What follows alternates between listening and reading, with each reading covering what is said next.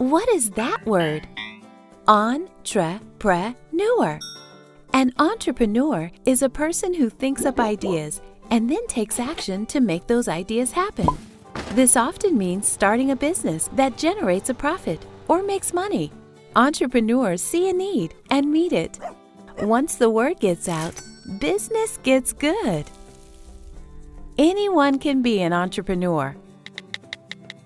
All it takes is an idea and some hard work. You'll know when you've found that great idea. You might even need some extra help. But sometimes getting the right idea takes a few tries. Even though it's tempting to give up, a true entrepreneur is determined. Entrepreneurs learn from their experiences and mistakes and use them to perfect better ideas. Try new ideas. Eventually, you'll find the sweet spot.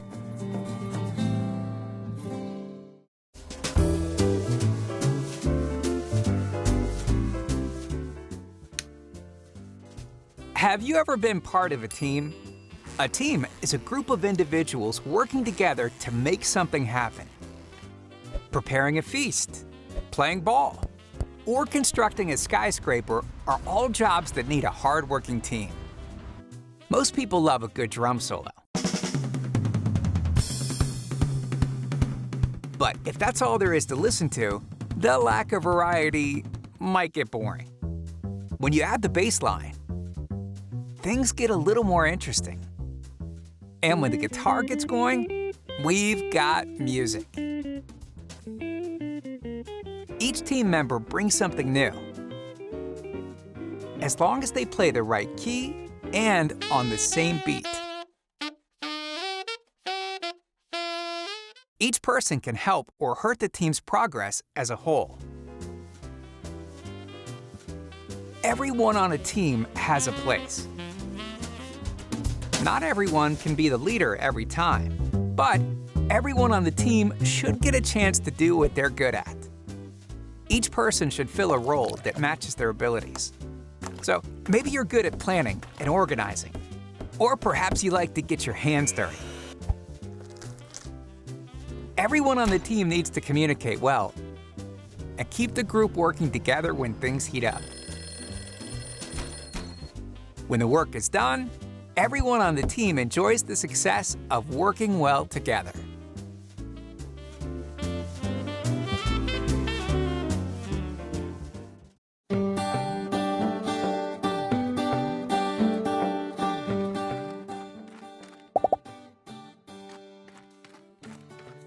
Coming up with ideas takes a little brain power. And a lot of times, one idea just doesn't cut it. Coming up with a bunch of ideas gives us a chance to think about what works or doesn't work. This is called brainstorming. When you brainstorm, you show what you know with new ideas. But just because you're a great brainstormer doesn't mean you'll never get stuck. Teaming up with another person will get more ideas flowing. By bouncing ideas off of each other, you'll come up with things that you may have never thought of on your own. Brainstorming gives us lots of ideas, so we can pick the best one.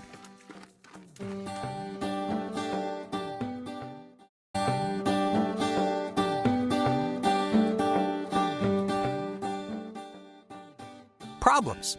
We all have them. But how do we go about finding a solution? Sometimes a problem is unclear.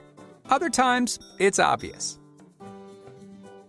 You know you have a problem when something is not working right. You feel like something is bothering you, or as if something has gone missing. Think about what might help you make things better and give it a try. Solving your problem is not always an easy task, even if the answer seems right in front of you. Your first idea might not always be the right one.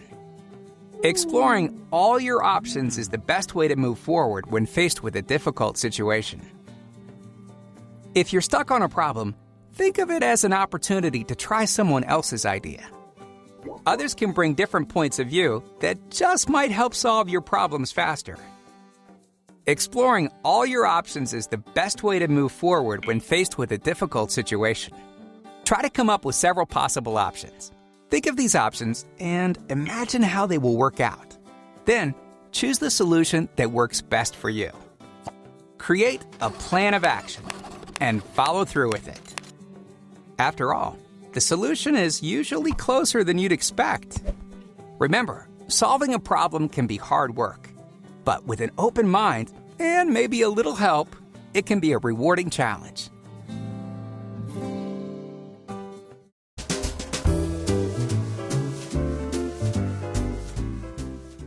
It's never fun having to make a tough decision. It can be hard when we're afraid of making the wrong choice, or if we want both options. But if we don't make a decision, we've decided not to choose, which really means we've chosen nothing. And no one wants that. So when we are given a choice, it's important that we actually make a decision, since both options are good. But how do we decide what to choose? Tough decisions happen to everyone. But by practicing decision-making with smaller decisions, it's not so tough when big decisions come along.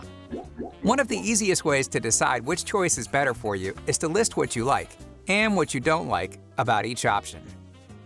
When you come up with the good things, called pros, and bad things, cons, you can pick the option with more pros or the one with fewer cons.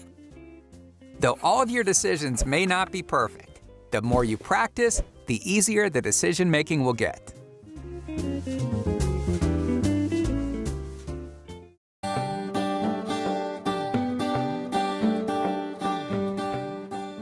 All people have dreams.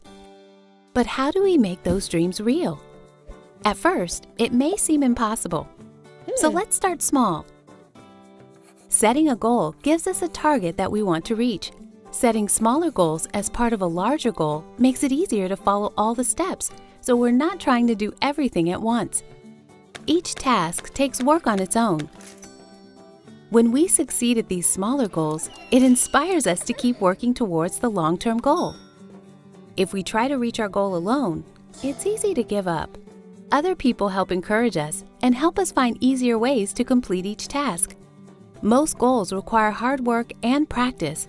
Don't give up when the going gets tough. It can be discouraging. When you feel like giving up, take a step back. Think of how far you've come since you started. Is it really worth giving up all your progress? Remember why you started in the first place. Nothing matches the feeling of reaching your goals.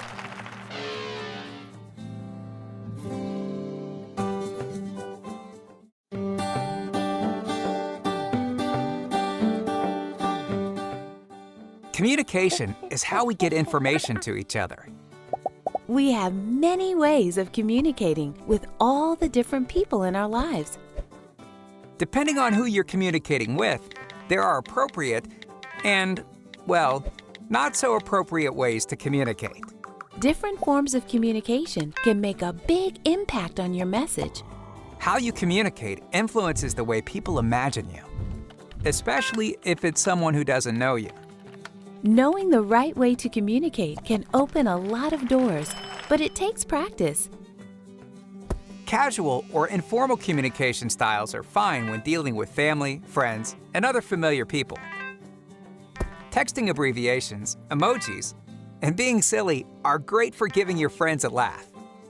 But when delivering serious information, it's best to use complete sentences, good manners, and clarity.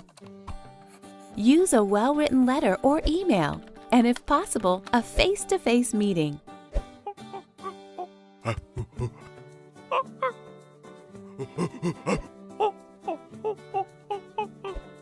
Sometimes a combination of these is also a good idea.